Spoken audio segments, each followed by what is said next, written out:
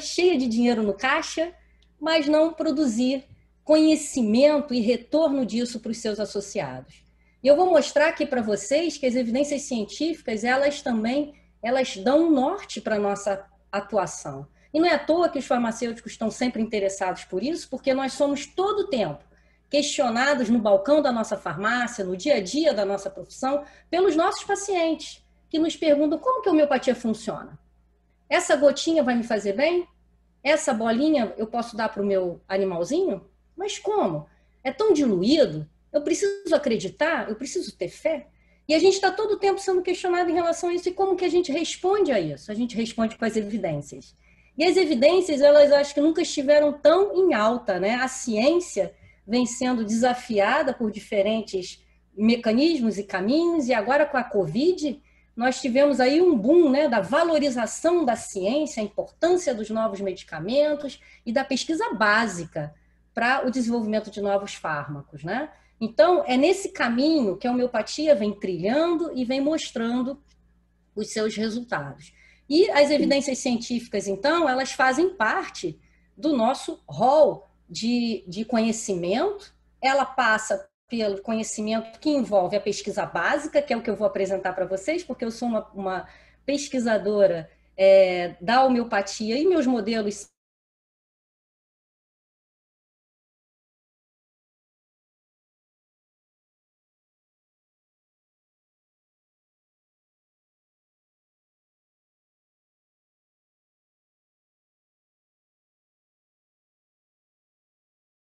trabalha com cultura de células e outros modelos, e esses modelos jogam por terra esse conceito de que a homeopatia é placebo, de que a homeopatia precisa de fé, porque ela não precisa, né? Então, quando eu trabalho com homeopatia numa cultura de células tumorais, essas células não sabem que estão sendo homeopatizadas. No entanto, elas respondem, elas liberam citocinas, os macrófagos espraiam de maneira diferente, e eu vejo uma série de mecanismos sendo disparados, tanto do ponto de vista molecular quanto do ponto de vista celular.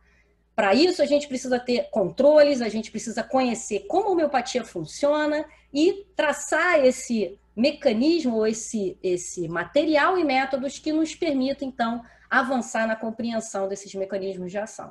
Mas eu posso também trabalhar com animais de laboratório, eu posso utilizar cobaios, eu posso trabalhar com peixes, eu posso trabalhar com PET e apresentar, então, esses mecanismos para vocês. Pensar em sistemas ultradiluídos também, porque esse é um grande desafio da homeopatia. Como provar que a homeopatia funciona quando a gente não tem mais doses moleculares, materiais agindo, né? Esse é o grande desafio da gente. Que se iniciou pelos estudos do Hahnemann, né? Não tem como a gente falar de evidências científicas sem falar do grande cientista que foi Christian Frederico Samuel Hahnemann, o criador da homeopatia, né? Então, a homeopatia nasce em 1796, nas mãos desse grande médico, um alemão muito ortodoxo e muito restrito nas suas ideias, muito estrito, melhor dizendo, nas suas ideias.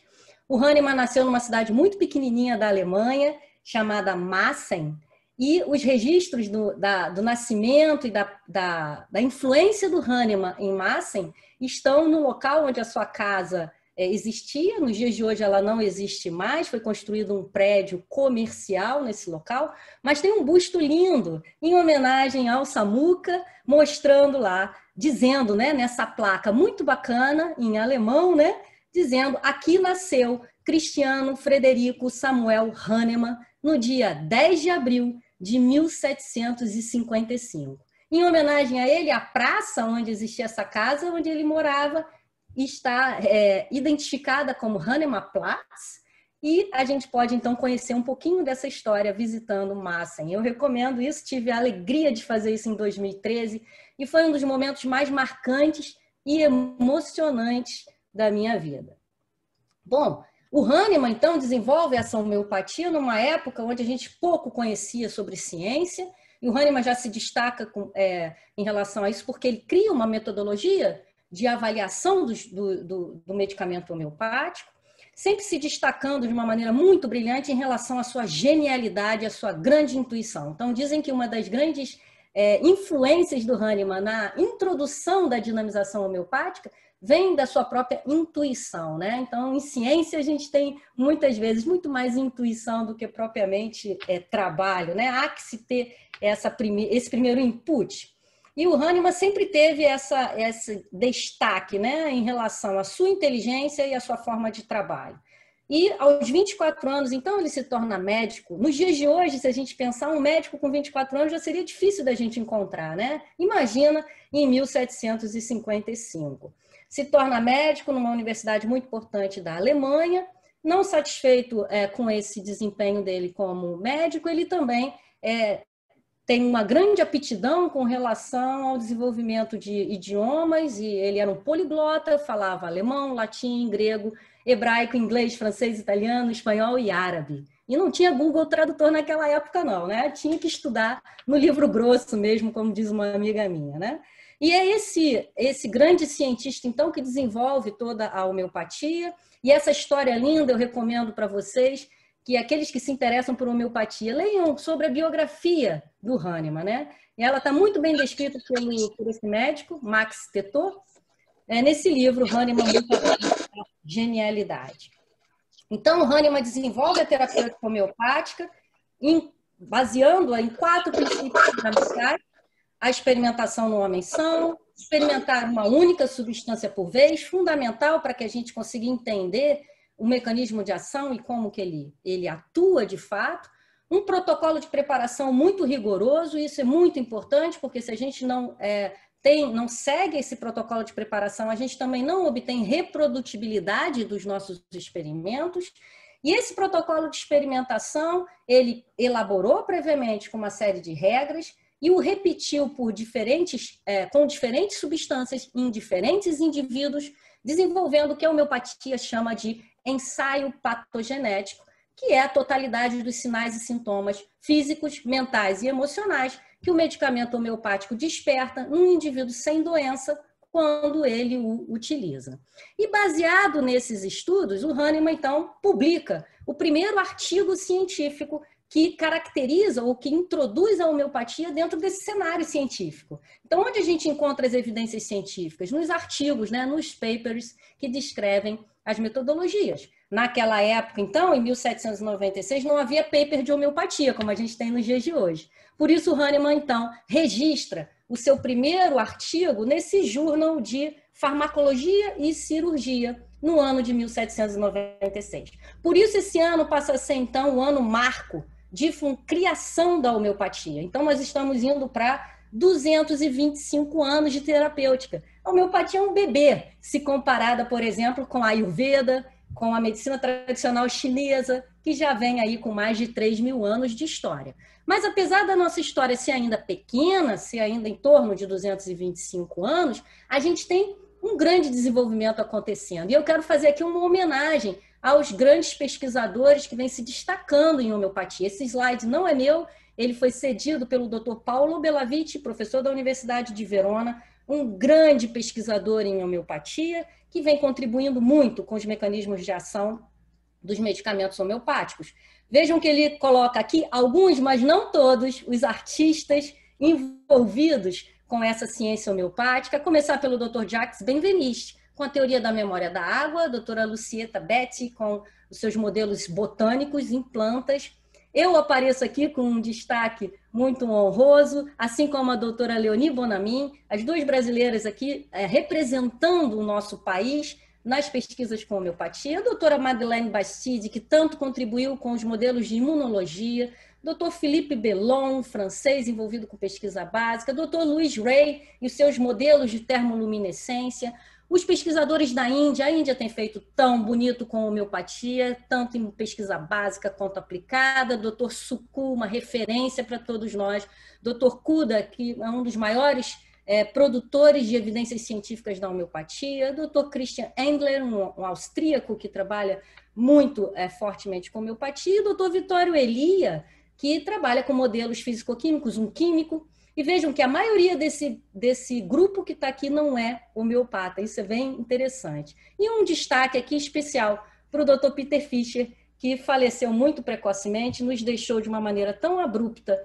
mas que contribuiu enormemente para a homeopatia. E é nesse cenário de pesquisadores envolvidos com ciência séria e ciência básica e aplicada que a homeopatia está inserida, e por isso ela nos permite, então, ter uma abrangência terapêutica tão grande, né? Então, nesse painel, eu queria aqui representar as várias áreas de atuação da homeopatia, a começar pela clínica, com a pediatria, com as doenças autoimunes, a homeopatia para pet e animais em geral, que a doutora Cibele vai apresentar para a gente, sempre de maneira muito brilhante. A homeopatia na odontologia, já falamos aí, a doutora Andréia Padre, com seus trabalhos lindos. A homeopatia na agronomia. A agrohomeopatia é um campo de exploração enorme, que vem trazendo resultados sensacionais, tanto em animais de grande porte, como o que a gente chama o boi orgânico, que é aquele animal que recebe homeopatia e que não é vacinado, que é vacinado, desculpa, mas que não recebe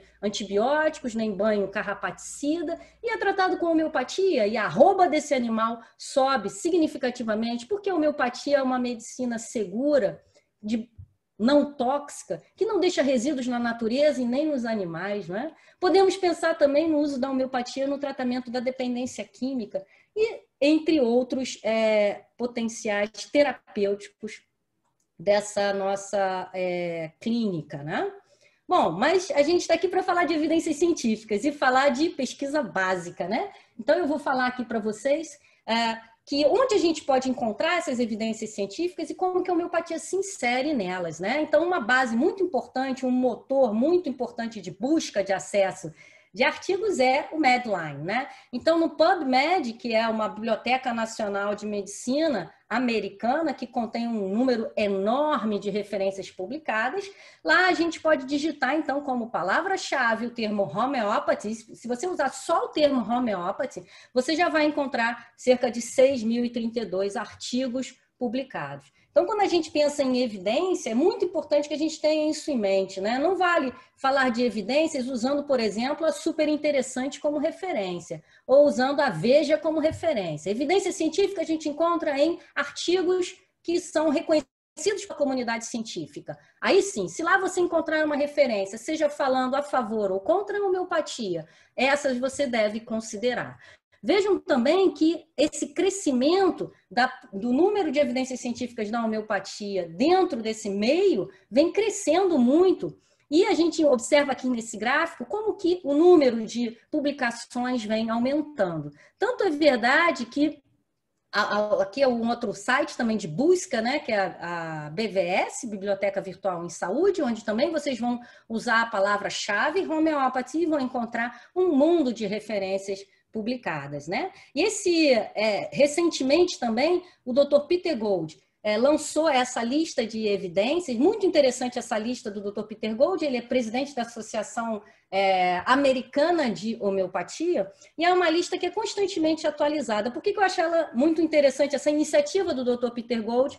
Porque ele a coloca em ordem alfabética, os autores, e ele coloca o link de cada artigo. Então, ele dá para a gente, de maneira muito organizada e mastigadinho, acesso a esses trabalhos.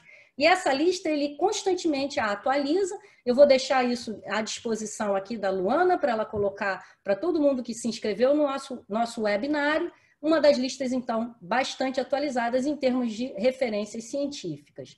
E esse crescimento do número de evidências da homeopatia, ele é público e notório, só não vê quem não quer, né? Então, a homeopatia ela tem uma trajetória pequena ainda de desenvolvimento da ciência, e, de fato, ela vem crescendo muito nos últimos 20 anos. É o que esses autores mostram nesse paper publicado na Homeopathy, que é uma revista científica atualmente Qualis A2, da nossa CAPES para a farmácia, que mostra a distribuição geográfica e temporal da pesquisa básica. Vejam que aqui a gente vai descrever só a pesquisa básica, que é o que eu estou apresentando para vocês, usando homeopatia.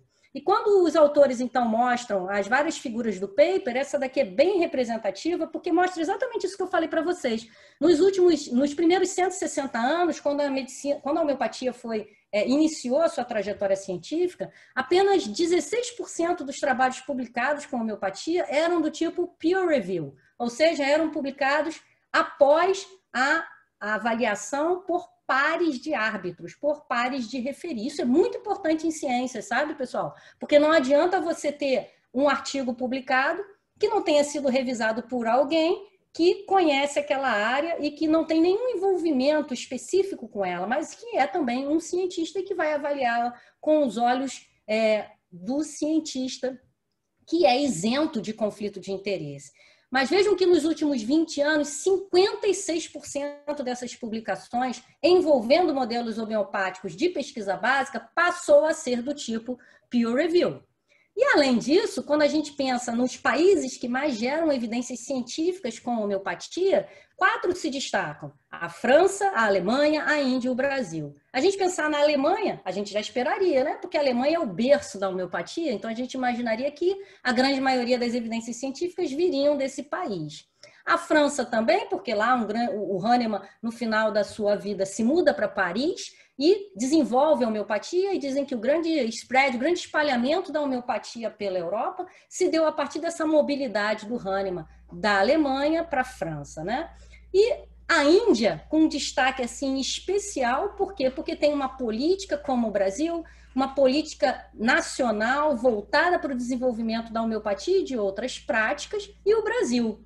Mas vejam que quando a gente observa esse crescimento ao longo desse período, que os autores avaliam, é o Brasil que apresenta o maior destaque em termos de publicações com homeopatia e pesquisa básica. E posso dizer para vocês seguramente que algumas razões envolvem o destaque do Brasil nesse cenário.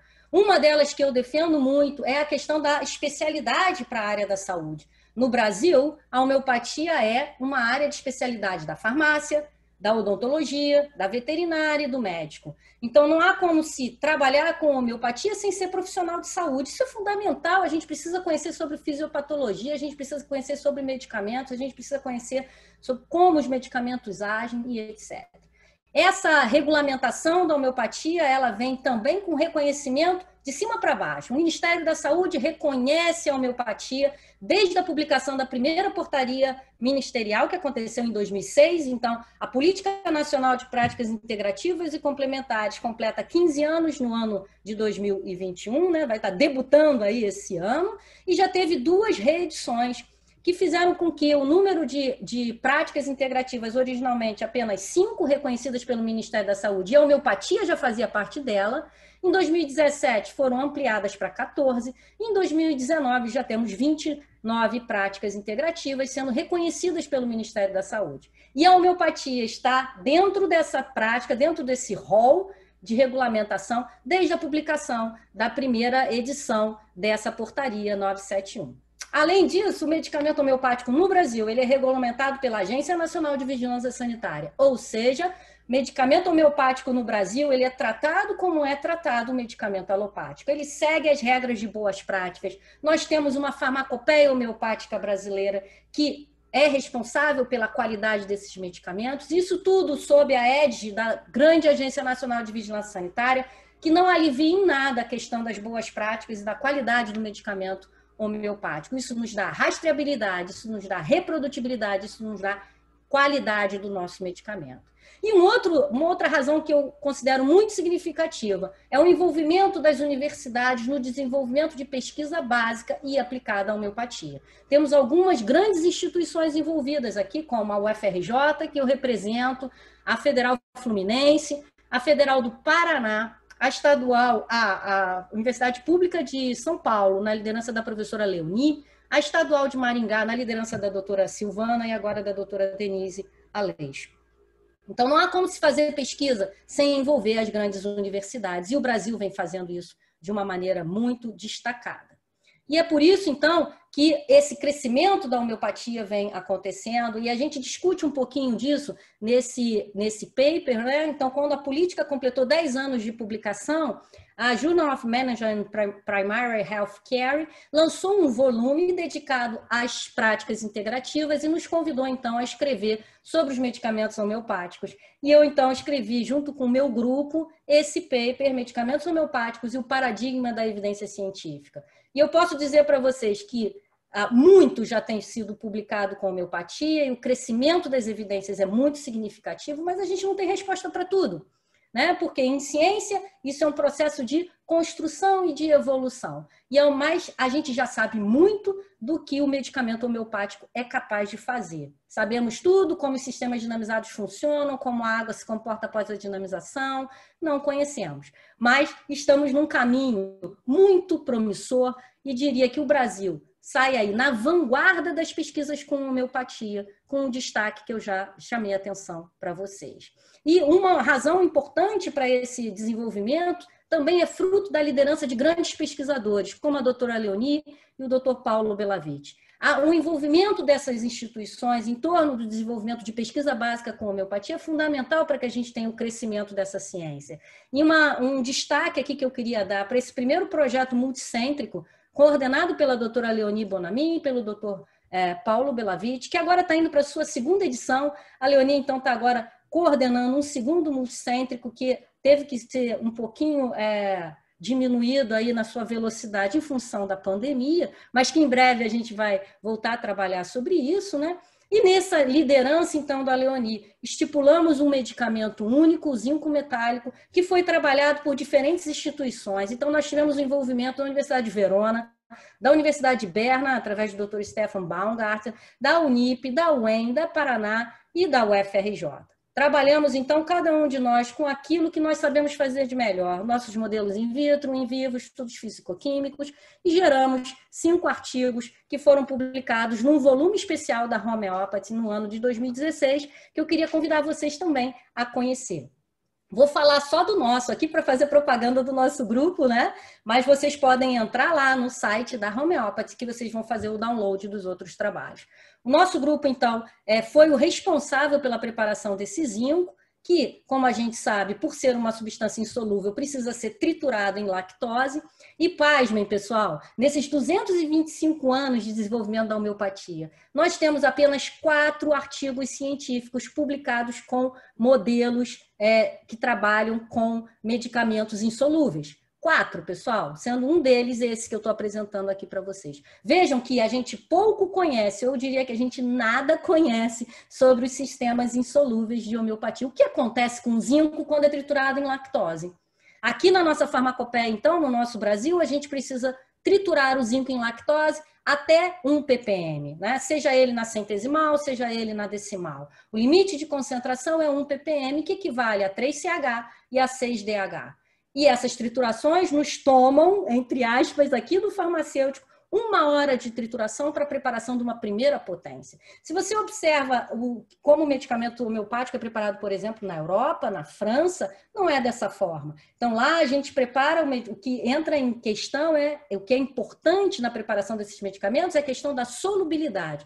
No momento em que esse ativo se torna solúvel em soluções hidroalcoólicas, você não precisa mais triturá-lo. E esse limite de solubilidade é a função das características do ativo. Então, eu posso ter necessidade de triturar o zinco até a 2CH, mas eu posso precisar triturar o cobre, por exemplo, apenas na 1CH. Por quê? Porque ele se torna solúvel a partir da 2. Então, vejam que essa é uma questão que a gente precisa trabalhar. Por quê? O Hahnemann, quando implementou a questão da dinamização, ele falou: a dinamização por trituração é a melhor e mais eficiente forma de extrair a energia medicamentosa da substância ativa. Por quê? Quem nunca triturou não vai entender, mas quem já triturou na bancada sabe o quanto de energia a gente precisa colocar nesse processo de trituração e raspagem, que envolve 3 ciclos de 20 minutos cada de trituração e raspagem. Após essa primeira hora de trituração, a gente parte para a segunda, para a terceira, para a quarta e assim sucessivamente. Então, quando eu faço esse processo de trituração, eu libero essa energia que existe nessa matéria. Mas essa energia, ela é fruto da interação do ativo com o meu inerte. Quem é o inerte da trituração? É a lactose. E o que acontece com ela, então, quando eu faço esse procedimento? Então, essas análises foram feitas lá na nossa UFRJ. Nós utilizamos ensaios muito sensíveis, todos eles descritos na caracterização de medicamentos sólidos. Porque quando a gente trabalha com pesquisa básica em homeopatia, a gente precisa usar os mesmos modelos que a ciência básica utiliza no desenvolvimento dos modelos e dos seus materiais e métodos. E foi isso que a gente fez. A gente trabalhou, então, conhecendo a forma de preparo do medicamento e aplicando a ela diferentes maneiras de caracterizar essa mistura sólida. E tem uma figura muito representativa do nosso paper que mostra a variação de entalpia quando eu trituro os meus materiais. Vejam que quando eu tenho os sistemas dinamizados, representados aqui pela barra preta e pela barra branca, onde eu tenho na preta apenas a lactose dinamizada, isso é fundamental, porque eu preciso entender o que acontece com a lactose pura, o que acontece com a lactose quando ela tem um ativo, e o que acontece quando eu não trituro, quando eu não dinamizo a lactose. Então, são os controles que a gente precisa ter e a comparação entre os grupos. Vejam que ambos os sistemas dinamizados têm um aumento na liberação da fusão, ou da entalpia de fusão, quando esses sistemas são produzidos. Isso deixou a gente muito intrigado. Por quê? Porque o Hahnemann já dizia que a trituração liberava a força ou a energia medicamentosa da substância ativa. Mas como quantificar essa energia, pessoal? A gente sabe lá na nossa farmácia que quando a gente tritura, o grau não aquece. Não tem aumento de temperatura, não é? Mas essa energia é liberada, mas para que eu quantifique essa energia, eu preciso usar um equipamento capaz de registrar isso.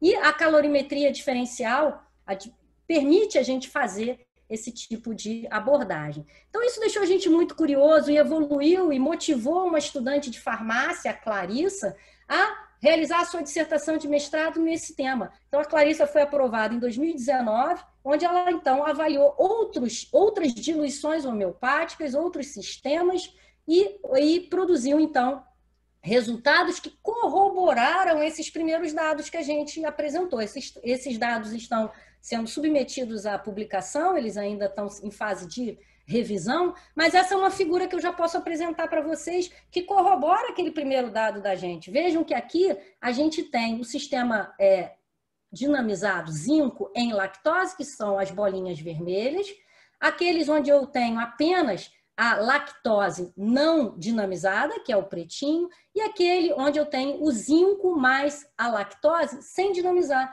fruto apenas da mistura e não da trituração com raspagem. O que fica claro para a gente aqui? Que quando eu dinamizo, quando eu trituro e raspo, há uma elevação nessa temperatura, há uma liberação de energia, há uma modificação no processo térmico desse material. E não é pequeno, não. É em torno de 20 graus Celsius. Mesmo assim, você não consegue vê-lo na sua bancada de trabalho, mas se você levá-lo para um instrumento sensível o suficiente para medir essa variação de temperatura, você vai ver que o zinco, ou seja, o ativo, influencia diretamente a energia ou de entalpia do nosso sistema. Não é muito bacana? Com isso, a gente está mostrando com a pesquisa básica o que o Hahnemann já dizia lá em 1796, seguindo o que ele já determinava que a gente deveria fazer.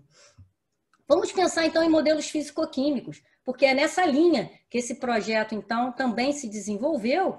E hoje em dia a gente sabe que, enquanto os sistemas sólidos trabalham com a lactose, os sistemas líquidos trabalham com água, não é? E quando eu dinamizo a água, ela modifica suas propriedades físico-químicas, né? Então, já tem muitos trabalhos na literatura mostrando a formação de clústeres ou de grumos de água, a formação de nanobolhas, quando eu faço o processo de trituração, e alguns defendendo também a questão da formação das nanoestruturas quando eu dinamizo o meu sistema. Mas vejam que isso tudo envolve uma fisicoquímica da água que a gente ainda não conhece muito bem. Então, para vocês terem ideia, a água tem cerca de 44 diferentes comportamentos anômalos que nunca foram explicados à luz da ciência atual. Então, entender a água propriamente dita é um grande desafio. Entender a água dinamizada é o desafio 2 que a gente precisa, então, superar. Mas nessa linha de dinamização e geração de nanoestruturas, o Dr. Luiz Demanjá vem trabalhando com uma técnica muito sensível, que é a ressonância magnética nuclear, o RMN, mostrando, então, dados assim muito significativos. Nesse paper onde ele fala, né, rumo à compreensão racional do paradigma, ou do paradoxo da homeopatia, o Demanjá apresenta quase 20 anos de pesquisa com RMN e diferentes medicamentos homeopáticos. E logo na primeira figura do paper, ele compara três grandes referências que a gente utiliza muito na homeopatia. A primeira delas é o paper do Dr. Jacques Benveniste, né, que tem o primeiro autor, é o Davenas, mostrando essa influência, né, ou essa variação que a gente chama, né, quando a gente dinamiza os medicamentos. Vejam que o aspecto sinusoidal das potências homeopáticas, né, que ora aumentam os seus sinais, ora diminuem, eles se reproduzem nesse modelo que o Benveniste desenvolveu, com degranulação de basófilos e anti-IgE ultradiluído. Ele se repete com outro modelo de um outro pesquisador, o Sant et al., que também mostra que algumas potências, elas inibem mais ou menos a degranulação de basófilos, e se repete depois com um modelo de peroxidase dinamizada, mostrando então essa característica sinusoidal que a gente observa nos nossos experimentos. Ou seja, esse padrão dose-resposta, que conforme eu aumento a concentração do ativo, eu aumento a resposta biológica, eu tenho um sinal mais evidente, ele não se aplica à homeopatia. Então, eu observo que nesse desenvolvimento e nas testagens das potências homeopáticas, eu percebo esse sobe e desce de respostas, horas mais fortes, horas mais fracas. E é fato também que essas alterações, né, esses aspectos a gente começa a observar em função também do aumento da dinamização. Então, o Benveniste trouxe essa proposta e ele sinaliza, então, que o solvente homeopático seria o grande responsável por transmitir a informação do medicamento ou do ativo para o solvente. Luc Montagnier, prêmio Nobel de Química, continua os estudos, então, do Benveniste, também mostrando que algumas potências homeopáticas, elas emitem sinais eletromagnéticos mais fortes do que outras, e que isso tudo parece envolver a geração de nanobolhas e de nanoestruturas dentro desse solvente. E uma coisa a gente pode dizer, aí parafraseando o que o Luc Montagnier falou quando ele recebeu o prêmio Nobel em 2000, agora até esqueci, 1900, daqui a pouco eu lembro quando foi que ele recebeu o prêmio Nobel, e ele diz o seguinte, que o que a gente sabe nos dias de hoje é que as soluções ultradiluídas, elas não são apenas água. Que elas não são apenas água, a gente sabe. Por quê? Porque quando eu tenho água pura, a representação ou a emissão de sinais eletromagnéticos, ela segue um padrão. Quando eu tenho a água dinamizada na presença de ativos, ela segue um outro padrão molecular. Então, algo se forma nessa solução que altera essa resposta. E por ressonância magnética, usando um parâmetro muito interessante, muito sensível desse equipamento, que é o tempo de relaxação, a relação entre T1 e T2, o Demanjar mostra isso de maneira muito clara. Quando ele, então, avalia T1 e T2 de controles, ou seja, de água pura, e quando ele compara essa água dinamizada na presença de outras substâncias. Então, vejam que esse padrão é completamente diferente, esse tempo de relaxação é totalmente diferente em sistemas líquidos.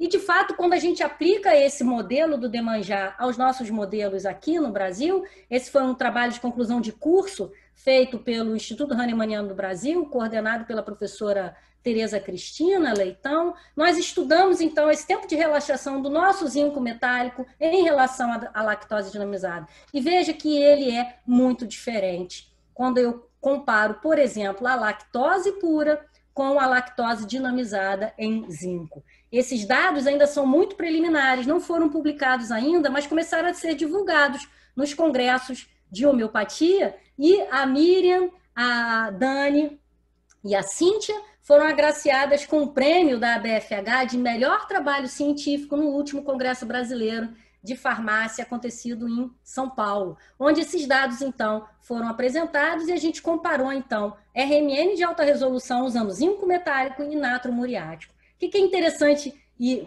para resumir esse trabalho, né? Então, o padrão de relaxação T1, T2 do zinco é totalmente diferente do natro muriático. Por quê? Porque eles são substâncias químicas diferentes, então eles também interagem de maneira diferente e também emitem sinais de hidrogênio, né, de prótons diferentes. Então, esse é um trabalho que está em desenvolvimento, vai fazer parte desse novo multicêntrico, coordenado pela professora Leoni, onde a gente, então, pretende aprofundar esses dados, né? Então, esses aspectos físico-químicos, eles estão diretamente envolvidos com as características dos sistemas dinamizados, e eu quero apresentar aqui um trabalho clássico do Dr. Benveniste, do Dr. Belavite, desculpa, onde ele, então, revisita esses aspectos do ponto de vista físico-químico, né? Então, ele chama atenção para a gente que, quando eu trabalho em baixas e médias diluições, então, quando eu vou da 3 para 6 CH, e onde eu estou com essas potências intermediárias, a gente precisa levar em consideração os aspectos farmacodinâmicos e a presença das moléculas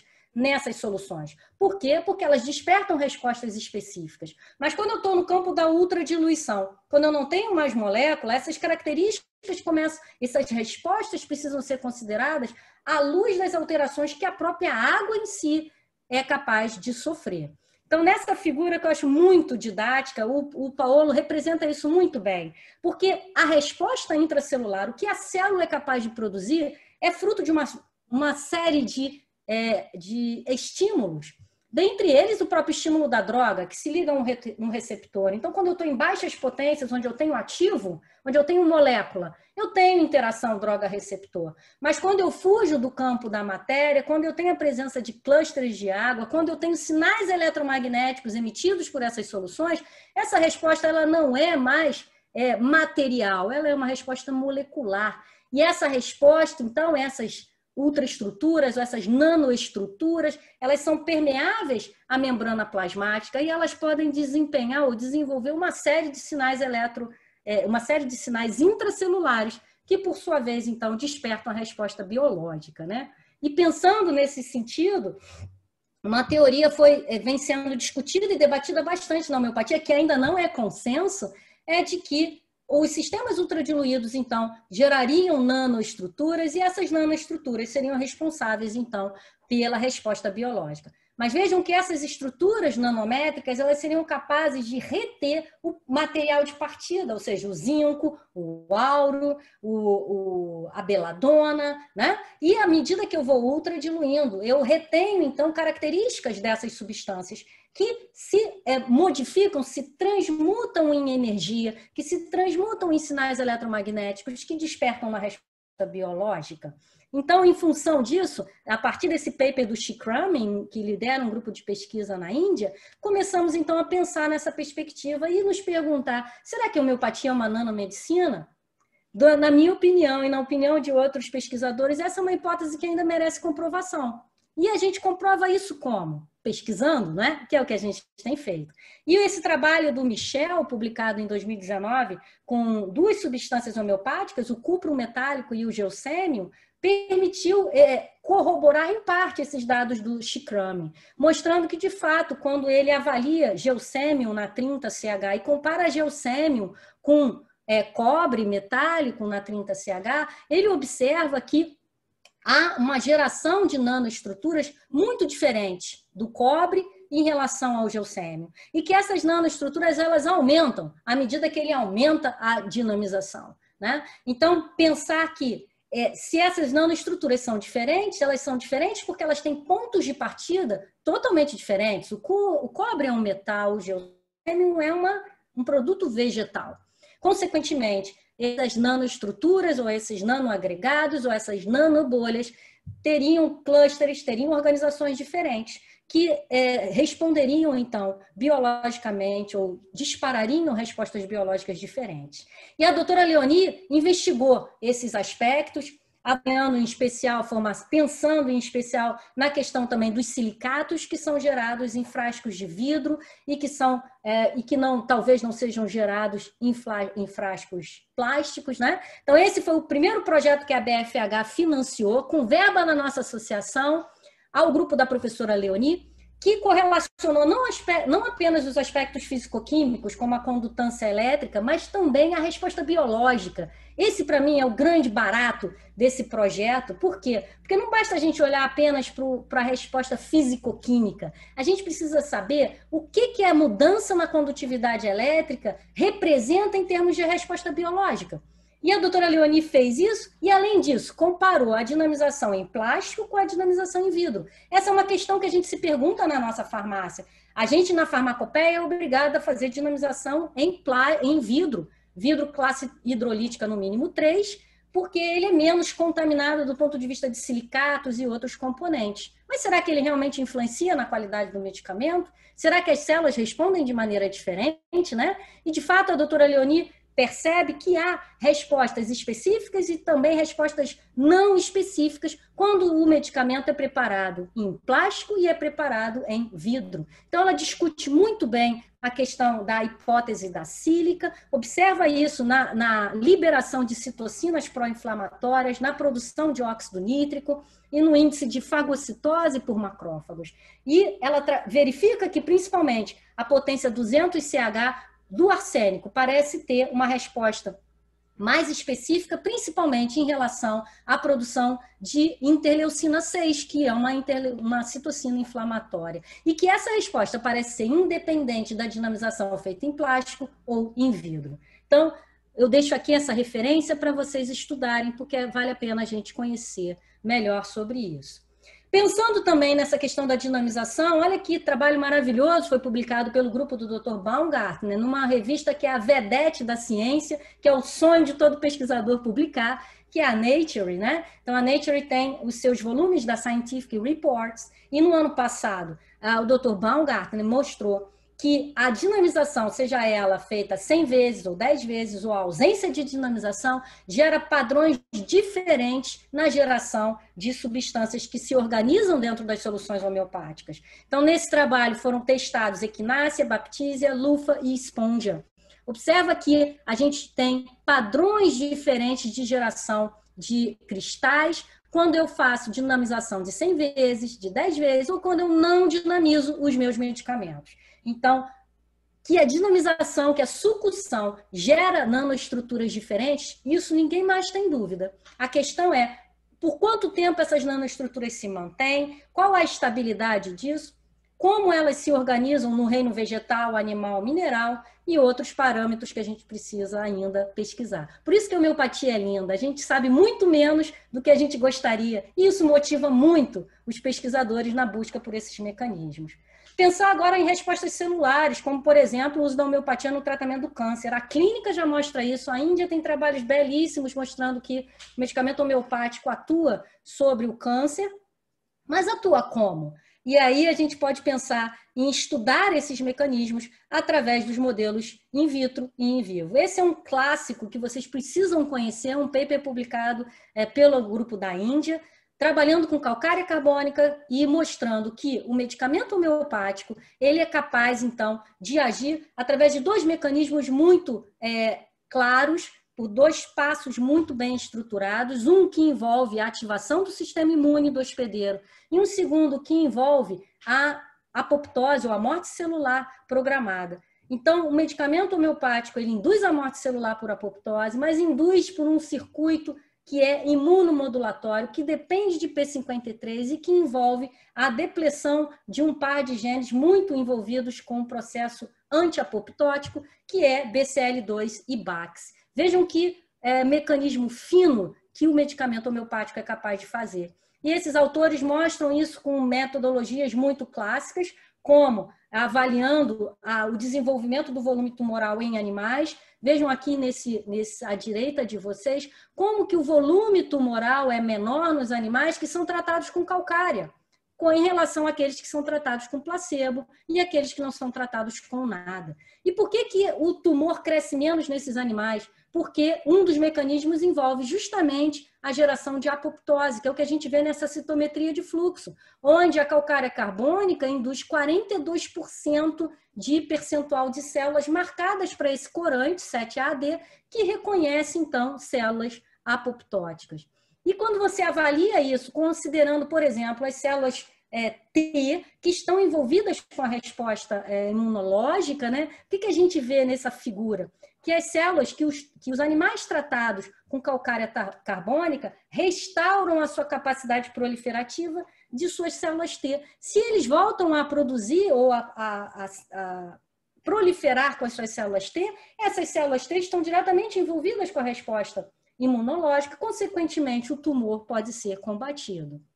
E isso a gente vê em outros modelos, como nesse paper lindo da doutora Carolina Oliveira, publicado no International Journal of Oncology no ano passado, com complexos homeopáticos. Vejam que aqui não são mais substâncias únicas. E aí entra aquela polêmica, né? Puxa, mas o Hahnemann trabalhou com medicamento único. Complexo tem o mesmo efeito? Não tem matéria médica de complexo, né? Não tem patogenesia de complexo. Mas os complexos funcionam? Funcionam muito bem. A gente tem aí a homeopatia dos complexos com respostas terapêuticas maravilhosas. O que a gente precisa fazer? A gente precisa também estudar os complexos para que a gente possa entender como eles funcionam. O Hahnemann ficou lá em 1796. Vamos evoluir nesse conhecimento, sem preconceito, avançando para o que a clínica mostra que funciona. E a doutora Carolina mostra isso com esses dois complexos desenvolvidos pelo grupo da doutora Dorli Buch. Quero fazer aqui também uma homenagem à doutora Dorli, que hoje em dia está na Suíça e criando a sua produção de medicamentos homeopáticos, já comercializando isso lá na Suíça, M1, M8 e M2, para o tratamento do câncer. Vejam o que a doutora Carolina mostra aqui, que esses complexos homeopáticos, eles diminuem a capacidade de migração das células tumorais. Isso é maravilhoso, porque se eles diminuem a capacidade de migração, eles, consequentemente, diminuem o processo de invasão, consequentemente, eles diminuem a formação de metástase. Além disso, esses complexos diminuem o número de colônias tumorais que se formam quando eles são tratados, então, com M1 e com M8, e é uma diminuição muito significativa, assim como, não apenas do número de colônias, mas como o tamanho de colônias geradas pelas células tumorais. Se eu diminuo essas colônias, eu diminuo também o processo antitumoral. Então, isso tudo, pessoal, com pesquisa básica, utilizando modelos de cultura de células. Então, essa resposta imunológica que o medicamento homeopático ele desperta, ela já é conhecida de muito tempo, e ela foi introduzida, na verdade, por essa grande pesquisadora imunologista, que foi a professora Madeleine Bastide, de quem, então, a doutora Leonie, então, herdou boa parte da sua formação científica também, né? E a doutora Madeleine Bastide já dizia, né, que os medicamentos homeopáticos não parecem agir diretamente sobre os agentes etiológicos, sobre o vírus ou sobre a bactéria, mas eles agem sobre o hospedeiro. Eles tornam o nosso sistema imunológico mais forte, mais resistente e capaz de combater os agentes etiológicos. Então, o indivíduo que é homeopatizado, ele adoece menos. Por quê? E no momento em que ele adoece, ele combate melhor esse processo de doença, né? E isso a gente vê não apenas no ser humano, mas a gente vê nos animais. Então, essa foi a dissertação de mestrado de uma aluna nossa, a doutora Cajueiro, que mostrou em modelos de Balb-C, que são ratinhos de laboratório, infectados por Leishmania infanto, não é uma infecção qualquer, né? Leishmania é um parasita extremamente mortal. E esses animais, então, foram tratados com bioterápico, né, com um medicamento homeopático preparado a partir do próprio protozoário. E o que a gente viu? Que esses medicamentos, então, foram capazes de induzir a resposta biológica desses animais, principalmente a resposta TH1, que está diretamente envolvida com a sobrevida desses animais. Então, como conclusão geral desse paper, que eu também deixo para vocês para uma leitura mais minuciosa, a gente vê que os medicamentos homeopáticos estimulam a imunidade, foram capazes de estimular a imunidade desses animais e, consequentemente, diminuir a carga parasitária deles. Com um destaque aqui para um medicamento que foi o bioterápico, preparado a partir da Leishmania infanto purificada na potência 30DH. E quando esses animais foram pré-tratados com homeopatia, desafiados com protozoário e depois pós-tratados, eles foram o grupo de animais que melhor respondeu ao processo de infecção com o predomínio dessa resposta TH1. Não é muito lindo isso, pessoal? É mostrar a pesquisa básica, explicando o que a clínica vê, né? E para não dizer que eu não vou falar nada de clínica, eu não posso deixar de apresentar aqui esse trabalho para vocês, que foi um dos trabalhos mais bonitos que a gente já fez até hoje, num modelo de ensaio clínico, cego, randomizado, placebo-controlado, desenvolvido pela doutora Camila Siqueira, onde nós mostramos a capacidade profilática de medicamentos homeopáticos na infecção por vírus influenza, né? Então, um protocolo que foi feito com 600 crianças dentro da estratégia de saúde da família, e eu quero mostrar essa figura aqui principal para vocês, onde a gente avalia, no eixo da ordenada, o número de episódios de gripe e doenças infecciosas agudas que essas crianças desenvolveram ao longo de 1 ano de follow-up, de acompanhamento. Olha que bonito, gente, olha que destaque importante, estatisticamente significativo. As crianças que tomaram apenas placebo adoeceram 3 vezes mais do que aquelas que tomaram os nossos medicamentos homeopáticos. E com isso a gente mostrou que os medicamentos homeopáticos são capazes de prevenir os sintomas da gripe. E esse trabalho, então, vem sendo muito citado, inclusive no mapa de evidências que foi publicado recentemente sobre as práticas integrativas na Covid. Esse foi um dos trabalhos que fez parte desse mapa de evidências, porque, de fato, ele mostrou esse efeito na profilaxia das doenças. E a gente pensar, então, agora em Covid, em pandemias, eu queria terminar aqui essa apresentação chamando a atenção sobre o sucesso da homeopatia nas grandes epidemias. Isso a gente sempre soube, né, pessoal? E quando a Covid veio, a gente sempre, como o Javier falou logo na abertura da fala dele, ele falou, é uma grande oportunidade da gente mostrar as evidências da homeopatia na Covid. E essas evidências são baseadas em tudo que a gente conhece de homeopatia, e todo esse background que a gente já sabe dela. Um destaque aqui eu queria dar para esse trabalho de Cuba, né, que foi feito nos anos de 2007, 2008, comandado pelo Dr. Gustavo Bracho, para controlar a epidemia de leptospirose em Cuba. Foram produzidas nada mais, nada menos do que cerca de 5 milhões de doses do medicamento nosódio, leptospirum, na potência de 200 e 1.000 e 10.000 CH. Eu tive a oportunidade de participar um pouquinho disso, eu vi os cubanos preparando esses medicamentos e agitando em grandes frascos de 20 litros manualmente, produzindo esses medicamentos. E a resposta mostrou que o uso da homeopatia de maneira profilática diminuiu de 30 para 3 casos de leptospirose em cada 100.000 habitantes. Então, esse é um dado muito significativo que mostrou a eficácia da homeopatia nessa pandemia. Se isso tudo está tão bem documentado em influenza, em dengue, em HIV, em leptospirose, em hepatite, por que não usar em Covid?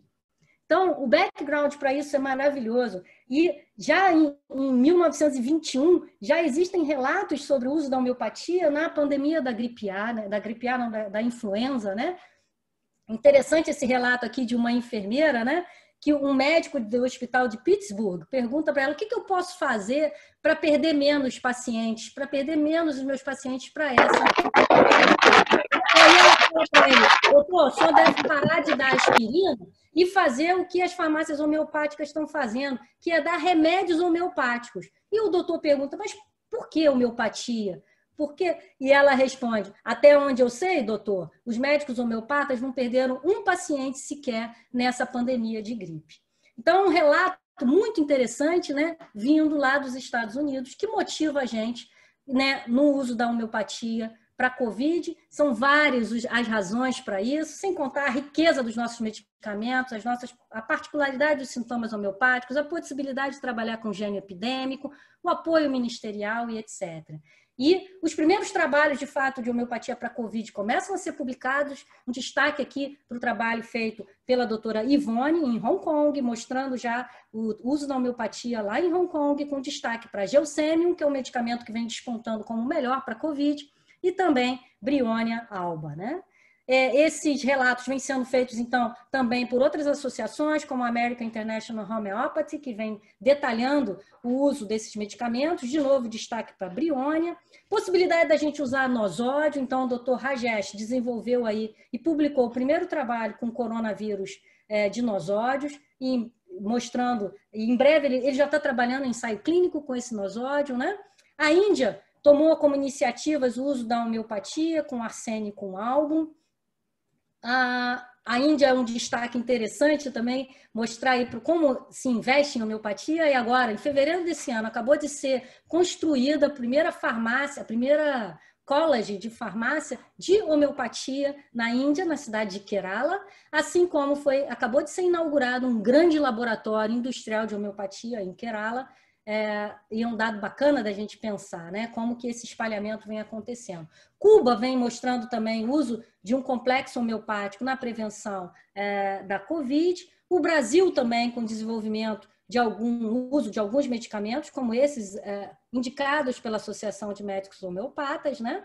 E a gente, no ano passado, então, organizou um grande webinário de homeopatia para Covid, que teve cerca de 500 inscritos, e os primeiros abstracts começam, então, a ser publicados agora. O nosso grupo publicou 2 trabalhos, eu queria comentar com vocês apenas esse aqui, mostrando, então, o uso de um complexo homeopático, né, que foi briônia, quina e metalo-álbum, na diminuição dos sintomas de Covid em famílias de uma cidade, de um município aqui do Rio de Janeiro, chamado Caxias, durante a pandemia de Covid-19. Então, Caxias tem características interessantes do ponto de vista socioeconômico, uma cidade muito pobre, com taxas de saneamento básico, uma das piores do nosso estado, né? Mas o governo de Caxias tomou logo iniciativas muito rápidas com relação à pandemia, né? Como o uso de máscara, distanciamento social, vacinação por influenza que foi antecipada, né?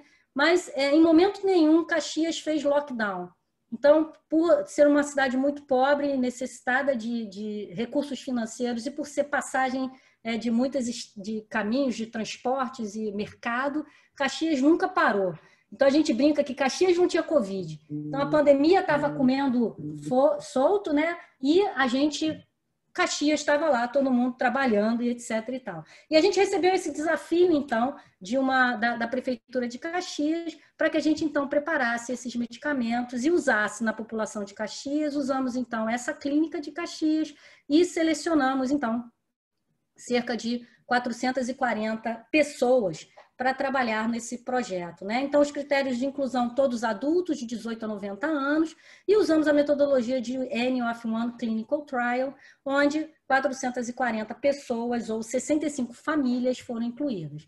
Preparamos na nossa farmácia, então, o complexo, seguindo a recomendação da Farmacopeia Homeopática Brasileira, onde trabalhamos com arsênico, com briônia e com quina, com justificativas baseadas na pesquisa da matéria médica, no que essas substâncias são capazes de tratar com relação aos sintomas da Covid, na similaridade dos sintomas com a Covid. O arsênico no tratamento de ansiedade e medo, a briônia no tratamento dos sintomas da gripe e a quina no tratamento de fraquezas e astenias decorrentes de febres debilitantes. Então, sintomas que a Covid-19 desenvolve, né? Então, esse é o nosso flowchart, mostrando, então, que foram incluídas 65 famílias. E a gente trabalhou com essas famílias, então, avaliando os sintomas semelhantes à gripe. A gente não fez testagem para Covid, porque a gente não tinha dinheiro para isso. Mas a gente observou, então, as famílias antes e após o tratamento. Qual o dado mais interessante para a gente pensar? É que a gente não teve morte nenhuma nessas famílias, apenas uma hospitalização registrada, mas essa hospitalização não foi decorrente de Covid, foi sim decorrente de um pico hipertensivo que essa paciente apresentou. E vejam que essas famílias não eram saudáveis, 61% delas tinham comorbidades prévias, e a comorbidade predominante foi a hipertensão, seguida por diabetes, por doenças de tireoide, problemas respiratórios, doenças gastrointestinais e etc. Quando a gente iniciou esse trabalho, então, o uso desse medicamento, logo após essas famílias eram acompanhadas semanalmente, isso aconteceu por 60 dias, né? E logo nas primeiras 2 semanas, alguns indivíduos começaram a desenvolver alguns sintomas. 12,7% relataram um aumento de temperatura acima de 37 graus e 27,3% apresentaram dores no corpo. Vejam, temperatura, dores no corpo e 5,5% apresentaram dispneia. Com a continuação do uso da homeopatia, esses sintomas sumiram. E a gente se pergunta ainda se não teriam sido sintomas patogenéticos desenvolvidos nos indivíduos mais sensíveis. Bom, 11,1% desses indivíduos necessitaram de atendimento hospitalar e 1,1% apenas necessitaram de hospitalização ao final dos 60 dias, né? Apenas 16,9% das famílias tiveram chance de fazer teste para Covid pela questão do custo. E desses 16,9% que testaram para Covid, apenas 4,6% dessas famílias apresentaram positividade para Covid-19. Então, vejam que há um grupo que se contamina, entretanto, esse grupo que se contamina não evoluiu nem para UTI e nem tampouco teve morte. Com relação aos sintomas gerais, a gente perguntou às famílias como que você se sente do ponto de vista da saúde, de uma maneira geral. 84% das famílias disseram que melhoraram muito os seus sintomas gerais. E 9,2% disseram que tiveram alguns sintomas novos, como aumento da motilidade gastrointestinal, será que foi um efeito da quina? Dores no corpo, nariz entupido, um pouquinho de arranhado na garganta, 3,1%, e 1,1% dessas famílias relataram sintomas de ansiedade. Tiveram dificuldade de sair em público, ficaram ansiosas quando estavam no meio de multidão. E a gente se pergunta, será que essas famílias desenvolveram esses sintomas como uma patogenesia de arsênico? A gente precisa investigar. Mas isso mostra para a gente que a homeopatia não é totalmente inofensiva, mas ela pode sim desenvolver sintomas nesses indivíduos que precisam ser acompanhados. Como principais conclusões da homeopatia na Covid, a gente observa, primeiro, as famílias aceitaram com uma aceitabilidade maravilhosa a intervenção homeopática, mostrando que a homeopatia ela já tem na sociedade esse ponto aí de adesão. É muito raro alguém dizer que não quer se tratar com homeopatia, porque toda a tradição do uso de uma medicina natural, que não tem efeitos tóxicos, etc. e tal, isso tudo já está meio que embutido na sociedade, né? Ela é uma intervenção segura e não tóxica, não impediu que as famílias se contaminassem por Covid, isso é muito importante. Então, a gente sempre diz para as pessoas, olha, você pode usar a homeopatia para Covid, mas isso não elimina todas as medidas sanitárias que você precisa fazer para evitar a contaminação. Qual a grande vantagem da homeopatia? Se você a utiliza, se você vier a se contaminar, você vai responder, você vai combater essa infecção de uma maneira muito mais forte, muito mais eficiente. É isso que a gente vê que a homeopatia faz, não é?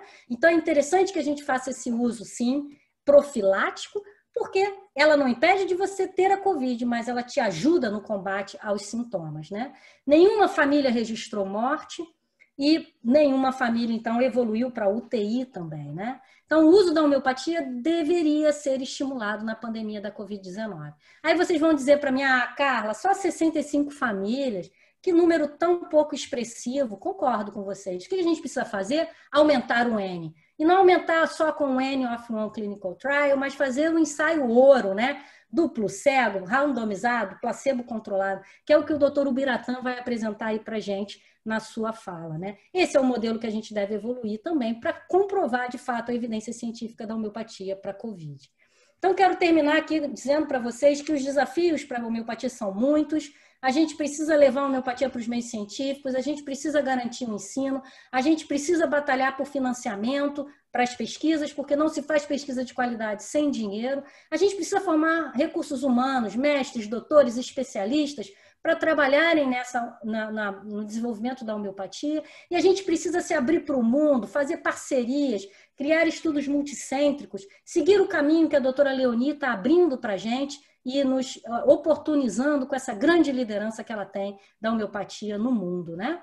E um convite, quem não conhece ainda o UFRJ, quem quer trabalhar com homeopatia, vamos lá, vamos conhecer a gente. Em breve a gente vai estar aberto ao público, né? Atualmente, por causa da pandemia, estamos trabalhando em regime mais controlado, mas nós temos mestrado, doutorado, cursos de especialização acontecendo no Rio de Janeiro, todos abertos a vocês. E esperamos poder recebê-los também no grande evento que a gente vai fazer no final do ano, se a Covid nos permitir, totalmente presencial, onde essa e outras evidências da homeopatia no cuidado à saúde vão ser discutidas, já com confirmação de palestrantes do Reino Unido, da Índia, de Hong Kong. Doutora Ivone se comprometeu e pretende estar conosco, da Suíça e muitos outros, além dos nossos brasileiros, que por si só já fazem um grande evento, porque, modéstia à parte, a gente faz muito bonito com pesquisa básica e homeopatia. Então, eu quero agradecer muito esse convite da BFH e agradecer em especial aos meus alunos e a todos os professores envolvidos, né, com esses projetos. Não são poucos, são muitos, e a todos os alunos que vêm comprando esse projeto conosco de mostrar as evidências científicas da homeopatia na UFRJ e no mundo. Muito obrigada a todos e eu fico aberta aí às perguntas. Muito obrigada, Carlinha. Espetáculo, como sempre. Só elogio no chat. Super obrigada. A gente pode seguir agora para a Leoni. Você consegue ficar mais um pouquinho, Carlinha? Sim, Até umas 11h15, por aí? Vou tentar. Então, tá bom. É porque, como a gente tinha combinado, agora a professora Leoni faz a sua fala e aí depois a gente abre para perguntas. Você tendo oportunidade, rola aí a barra do chat para você ver os parabéns à sua pesquisa, né, a essa aula maravilhosa. Era isso mesmo que a gente tinha pensado.